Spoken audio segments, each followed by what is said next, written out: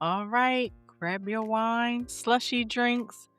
For those of you who have those Ninja Slushy Max machines like I do to make all your martinis, right? But some of y'all who might be having martinis tonight might also have those baristas in your kitchens. But if not, go over to your Keurig, make your tea, or get you a glass of water, whatever you're sipping on tonight, and settle in with me for a moment because Hearts Wine from Hearts Distractions is about to bring you the episode that is going to make you think. I promise. Because this is one of those conversations that feels personal, whether you want it to or not. Dating. Yes, dating. Dating today doesn't look like it used to. And that's not nostalgia talking. That's reality. Love used to begin with proximity, with eye contact, with awkward conversations that started with, "So, what do you do?" Right? Now it starts with a swipe, a photo, a few curated sentences, and an algorithm deciding who you might connect with next. Ain't that something? And for some people, that swipe led to real love, to relationships, to marriages, to families. So let me say this clearly before we go any further. Dating apps are not the villain of this story, but they are powerful. They've changed how we meet. They've changed how we chose our partners. They've changed how quickly we decide someone is replaceable. And they've changed how long we're willing to stay when things get uncomfortable. Y'all know I'm about to preach to y'all today. Because tonight, we're not here to judge. We're here to reflect, to slow down long enough to ask questions most of us don't ask while, we're swiping left or right, matching, dating, or even committing to someone. Because whether you're single, dating, engaged, married, or somewhere in between, dating culture doesn't disappear just because your relationship status changes. It follows us. So, in this episode, we're asking a question that feels simple on the surface but gets complicated real fast, which sounds like, are dating apps actually helping us find love, or are they quietly teaching us how to avoid it? I'm going to leave that one there for a second. We're going to talk about expectations, about emotional availability, about ghosting, burnout, and the illusion of endless options. We're going to talk about how dating habits show up in long-term relationships and what happens when we never pause to unlearn them. This is not about shaming how you met your partner. It's not about deleting apps and protest just because you heard this podcast. And it's definitely not about pretending dating used to be perfect. Because trust me, even if you met someone authentically, it wasn't. This is about awareness. This is about intention. And this is about choosing connection in a culture that constantly offers distractions. Yep, I said it. Especially if it's on social media. It's a distraction. So take a break with me. Let's slow the scroll and let's talk honestly about love in the swipe era, shall we? Now, let's be honest for a moment. Dating didn't just change. It shifted its entire foundation. There was a time when meeting someone required presence. You had to show up somewhere, be seen, be awkward, be brave. You met people through friends, at work, at church, at the grocery store. Some of y'all meeting people at Target. Arguing over the last avocado. There was uncertainty, but there was also humanity. You didn't have a resume before a conversation. You didn't know their political views, attachment style, trauma history, and favorite food before the first laugh. You learned as you went. You learned as you spent more time with that person. Now, dating starts with a screen, a photo, a bio, a swipe. And I want to be clear, I'm not anti-dating apps. I'm anti-pretending they don't shape how we think about love. Because trust me, I've been on dating apps before I got married. And trust me, it was a nightmare, y'all. The stories I could give, I promise you, let's just say none of them made it. Amen to that. But dating apps promised us efficiency, didn't it? It promised us access. It promised us options, good options, right? Not the bad options, but we got those too. And in some ways, they delivered, of course. People are meeting across countries, cities, cultures, identities, and experiences that would have never crossed paths otherwise. That matters, especially for LGBTQ plus couples, people in rural areas, and folks whose communities didn't offer many safe or affirming spaces to date. Dating apps didn't ruin love. They expanded the dating pool. But here's the uncomfortable question we don't ask enough. Did dating get better or just faster? Why did I ask that question? Well, because when everything becomes faster, something usually becomes shallower. In therapy, we talk about how intimacy requires time, tolerance, and curiosity. Dating apps, by design, reduce tolerance and curiosity. They encourage instant decisions based on limited information. You're not asking, who is this person? You're asking, do I like what I see enough to keep going? That's not wrong, but it does train the brain differently. Think about it. Research in relationship psychology shows that when people are given too many options, satisfaction actually decreases. This is known as choice overload. Instead of feeling grateful for a connection, people feel anxious about whether they choose correctly. Dating apps unintentionally condition us to believe love is something you optimize instead of something you grow. How about that, people? Can I share a story with y'all? Y'all know I am. So I work with this couple. Let's call them Jordan and Alex, who met on a dating app and genuinely loved each other. But even years into their relationship, there was this low-level, relentless restlessness neither of them could even name. Jordan once said, "I don't want anyone else, but I'm scared I picked too soon." That fear didn't come from the relationship. It came from the culture of endless options they met in. Let me say that for y'all again. That fear that they experienced didn't come from the relationship. It came from the culture of endless options they met in. Dating apps didn't teach them how to sit with uncertainty. They taught them how to keep scrolling. And that's the part we don't talk about enough. Dating apps didn't just change how we meet. They changed how patient we are with getting to know someone. They changed how long we're willing to be uncomfortable. They changed how we tolerate imperfection. And love, real love, has always required a willingness to stay present when things aren't instantly gratifying. So no, dating apps didn't destroy love, but they did change the pace at which we expect it to happen. And love doesn't rush well. For some of us who know. There's something seductive about knowing you could always swipe again.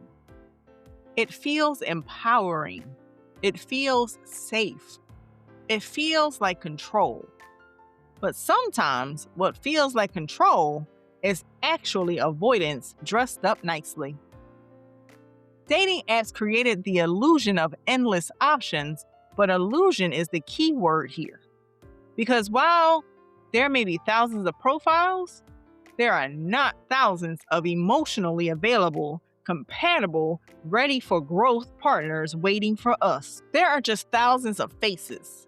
And when we confuse access with abundance, we start treating people like inventory instead of individuals. Swipe culture trains us to believe that if something feels confusing, uncomfortable, or requires effort, we should move on. But relationships, especially healthy ones, always require effort. That keyword effort, people. The problem is that dating apps don't reward effort. They reward novelty. This is where I see so many couples struggle, not because they don't care, but because they've been subconsciously trained to keep their opinions open just in case. Even when they commit, a part of them stays half-packed, emotionally speaking. They don't fully unpack in the relationship because their nervous system has learned there's always something else out there. So I once worked with a client who said, "I don't cheat, but I like knowing I could." Y'all, that statement wasn't about infidelity. It was about fear. Fear of settling, fear of regret, fear of choosing deeply instead of widely. Dating apps didn't create that fear, but they absolutely fed it. And let's talk about how exhausting that becomes. Decision fatigue is real. When you're constantly evaluating, comparing, and scanning for something better, you never rest emotionally. You don't savor connection, you consume it. You don't deepen bonds, you browse them. There's a reason so many people say, dating apps make me tired. It's because the brain was never meant to hold that many potential attachments at once. This hits couples too, especially those who met online. Some couples carry an unspoken anxiety that love should always feel exciting, effortless, and new because that's how it felt when they matched. But long-term love isn't built on novelty. It's built on choice. Daily choice, that is. Sometimes boring choice. Sometimes inconvenience or inconvenient choice. And if we never learned how to choose deeply, we keep confusing intensity with intimacy. The truth is, endless options don't make love easier. They make it harder to recognize when love is already in front of you. One of the most painful shifts in modern dating isn't the apps themselves. It's how easily people disappear. Ghosting didn't become common because people are cruel. It became common because dating apps removed relational accountability. When someone exists primarily as a profile, it's easier to forget there's a nervous system, a heart, and a history attached to them. Ghosting is avoidance, not honesty. Breadcrumbing is fear, not flirtation. And emotional disposability, the sense that people can be replaced quickly, does real damage, I promise you. I've sat across from clients who weren't just hurt by being ghosted. They were confused. Confused about what they did wrong, confused about whether they imagined the connection, confused about whether it's even safe to be hopeful anymore. And over time, that confusion turns into emotional armor. I had one client tell me, "I don't expect anything more. I just date for fun." But underneath that fun was grief. Grief over how many times vulnerability wasn't met with care. Dating apps make it easy to disappear instead of communicate. And while communication can be uncomfortable, it's also how trust is built. When people repeatedly experience emotional disappearance, they start bracing themselves for abandonment, even in relationships that haven't earned that fear. That's how dating trauma sneaks into long-term partnerships. People don't suddenly become avoidant in relationships. They often learn avoidance while dating. And here's where I want to be gentle, but honest. If you're in a relationship and you struggle to communicate discomfort, conflict, or dissatisfaction, it's worth asking yourself, did I learn this while dating? Did I learn to leave instead of speak, to swipe instead of staying, to disappear instead of explaining? Because those patterns don't magically stop once you commit.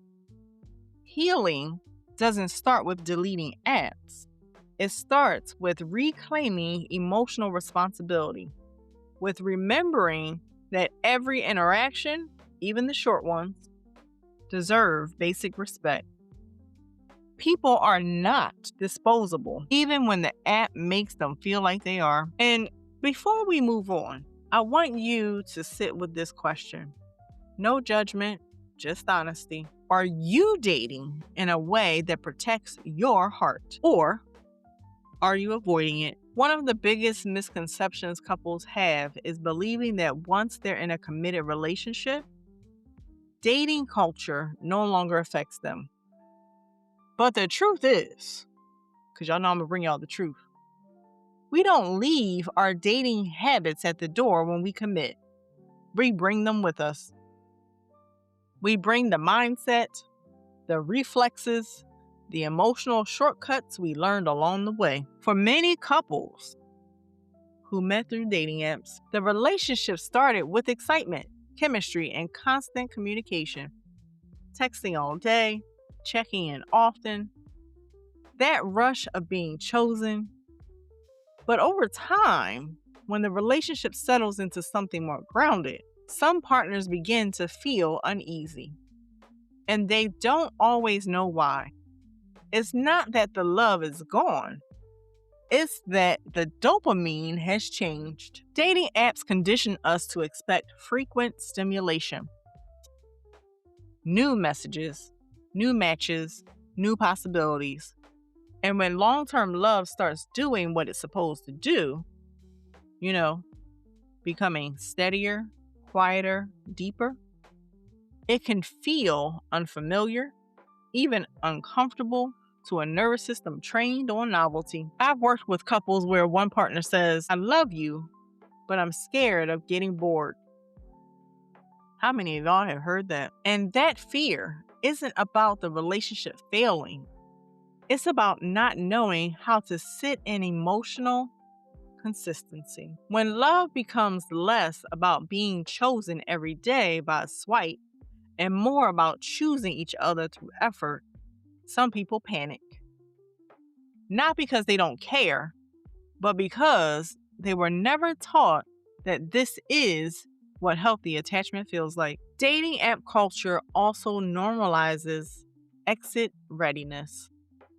The idea that if things get too hard, too tense, or too emotionally demanding, there's always another option somewhere else. That belief doesn't disappear just because someone deletes an app.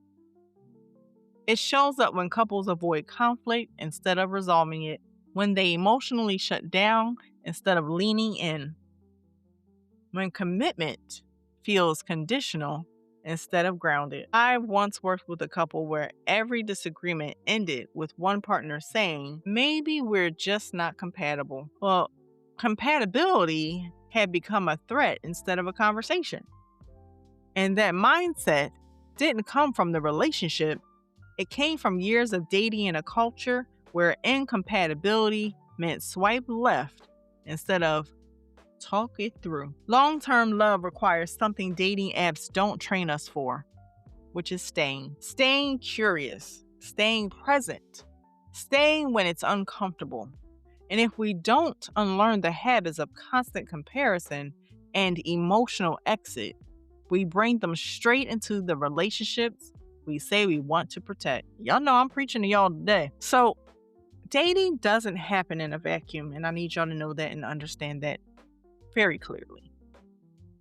How we approach relationships is deeply influenced by our generation, our culture, our history, and the emotional environment we grew up in. Dating apps didn't erase those differences, they magnified them. For many millennials and Gen Z daters, dating apps were introduced during formative years. Emotional independence was praised.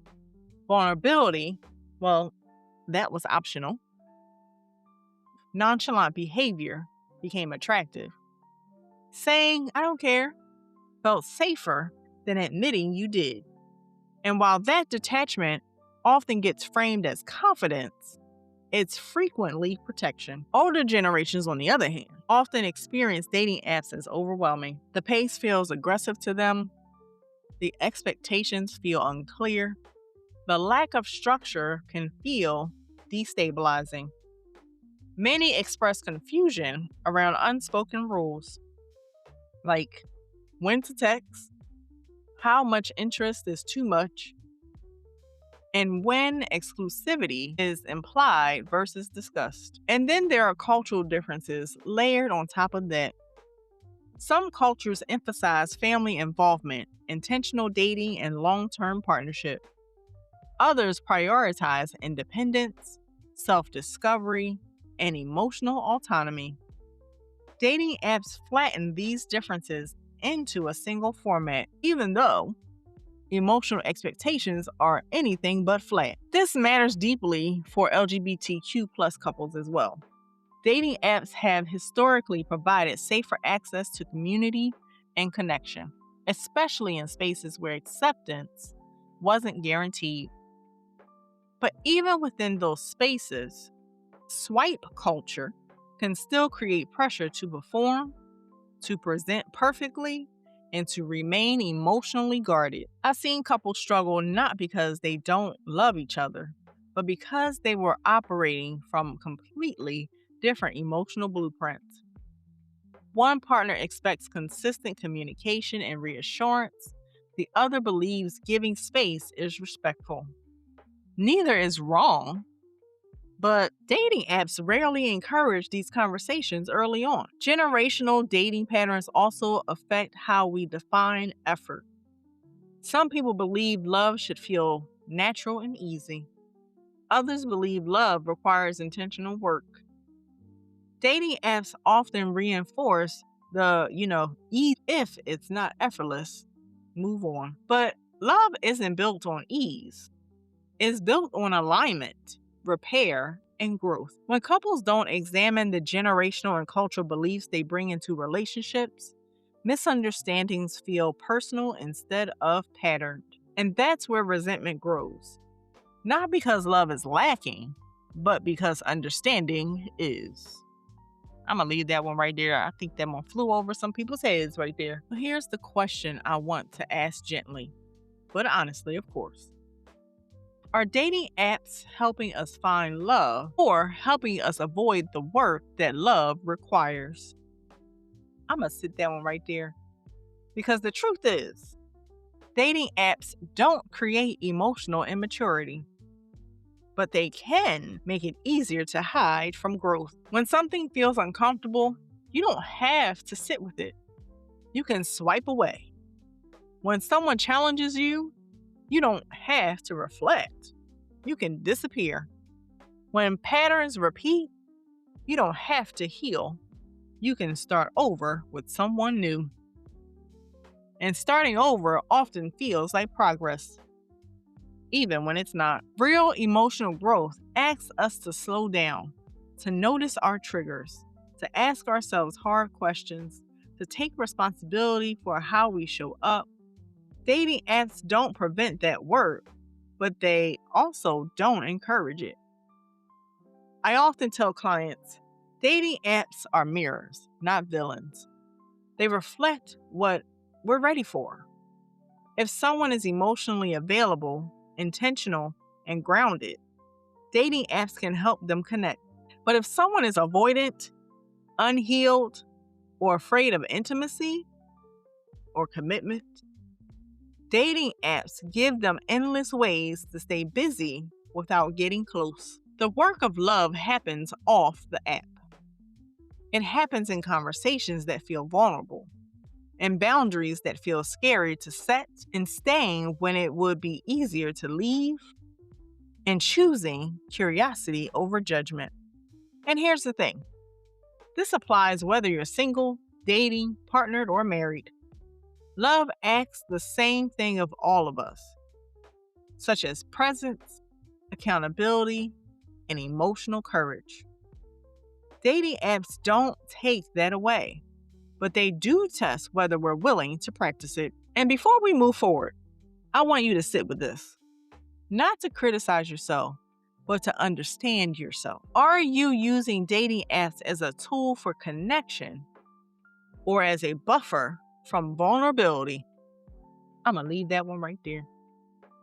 That's a journal prompt, y'all, for all my journalers out there. At this point in the conversation, though, I want to shift us gently from reflection to intention. Because the goal of this episode was never to demonize dating apps.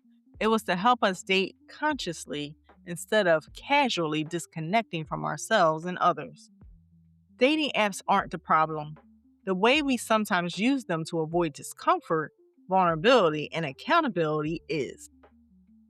Using dating apps without losing yourself starts with knowing why you're there. Not the surface level reason, but the honest one. Are you looking for connection, validation, distraction, comfort, or curiosity? None of those answers make you a bad person, but pretending you're seeking one thing while emotionally operating from another is where confusion and hurt tend to grow. Dating with intention doesn't mean you need to have everything figured out. It means you're willing to check in with yourself regularly. It means asking, does this interaction align with the kind of relationship I say I want? It means noticing when you're swiping out of boredom instead of openness. It means pausing before ghosting and asking whether a brief, respectful conversation might be the more emotionally responsible choice, even if it's uncomfortable. Healthy dating also requires boundaries, especially digital ones. You don't need to be available to everyone. You don't need to over-explain yourself to everyone. And you don't need to tolerate behavior that leaves you feeling anxious, invisible, or confused. Dating apps can blur emotional lines quickly, so grounding yourself in your values becomes essential. Clarity isn't pressure, it's kindness. For couples listening, this matters too. If you met online, it's worth having honest conversations about how dating culture shaped you both, how it affected your expectations, your fears, your communication habits. Long-term love thrives when couples stop assuming and start understanding.